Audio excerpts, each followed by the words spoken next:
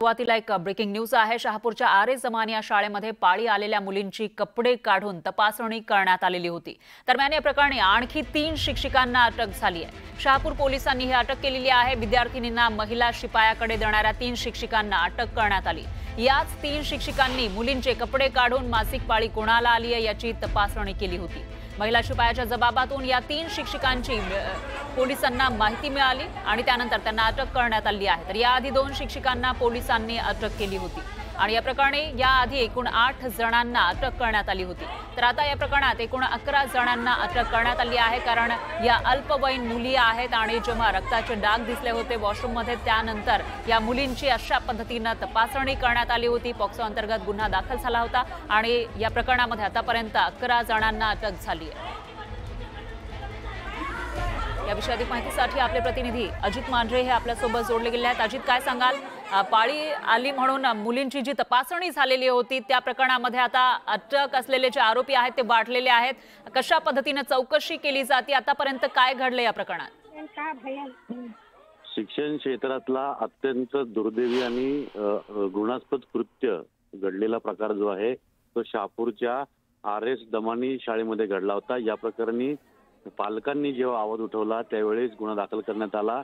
सुरुवातीला 8 जणांना अटक केली होती, त्यामध्ये 2 शिक्षक होते, 2 संचालक होते, काही महिला पिऊन होत्या, त्याच पद्धतीनं मुख्याध्यापिका, अशा एकूण 8 जणांचा त्यामध्ये समावेश होता।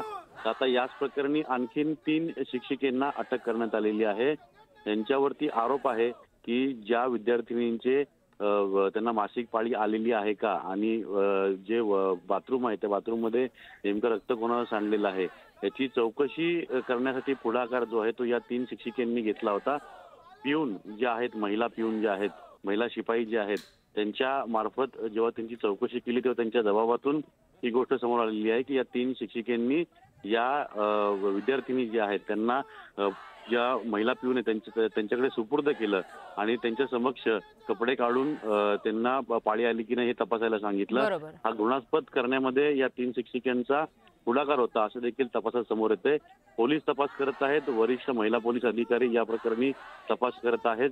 या प्रकरणी आणखीन काही संचालक मंडळातले जे पदाधिकारी आहेत त्यांच्यावर देखील गुन्हा दाखल होऊ शकतो, त्यांना अटक होऊ शकते अशी माहिती मिळते, कारण का हा प्रकार जो आहे तो घडला जवळपास 4 ते 5 तास सगळा प्रकार शाळेमध्ये सुरू होता। या प्रकरणाची माहिती संचालक मंडळांना कळवण्यात आली होती, पण त्यांनी हा प्रकार थांबवला नाही, पोलिसांना कळवलं नाही, त्यामुळे संचालक मंडळ देखील या प्रकाराला तितकाच जबाबदार आहे असं आता तपासामध्ये समोर येते आणि त्या दृष्टीनं आणखीन काही संचालकांच्या अटकेची शक्यता निर्माण झालेली आहे। बरोबर आहे अजित, एकूणच संतापजनक असा हा प्रकार या शाळेमध्ये घडलेला होता, त्यामुळे पुढे नेमकी काय काय कारवाई होते ते बघावं लागेल। धन्यवाद तुम्ही दिलेल्या या सविस्तर माहितीसाठी।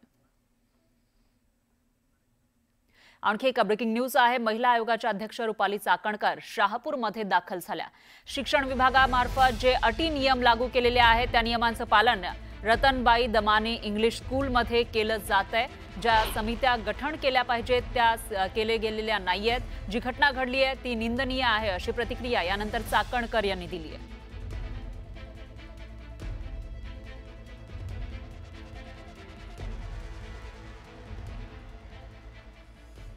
आणखी एक ब्रेकिंग न्यूज